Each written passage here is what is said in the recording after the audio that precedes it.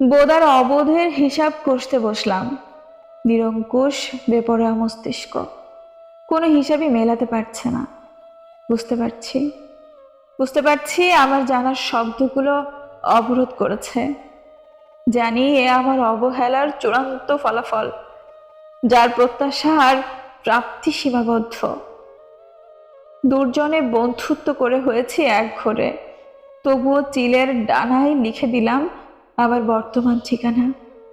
একদিন এসো, ইচ্ছার বিরুদ্ধে হলেও দাঁতে দাঁত কামড়ে আমার সামান্য কিছু নোংরামিকে প্রশ্রয় দিয়ে একদিন এসো, একদিন এসো অভিন্ন মতামত ধারণ করে, চূড়ান্ত ফলাফলের কথা না ভেবে। একদিন এসো অসংখ্য বিপরীতে থাকা দূরত্ব অলৌকিক প্রত্যাশাকে পেছনে রেখে। একদিন এসো শশাঙ্ক নির্মল আদর অনুভূত হলে সময়ের জঞ্জাল উপেক্ষা করে।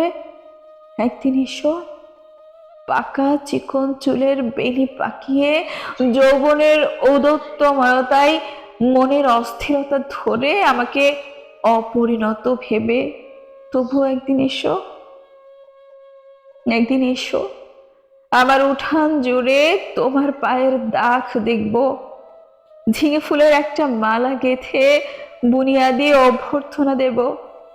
আমার সময় জ্ঞান না থাকার আগে এই আবেদনে সাড়া দিয়ে একদিন এসো, একদিন এসো।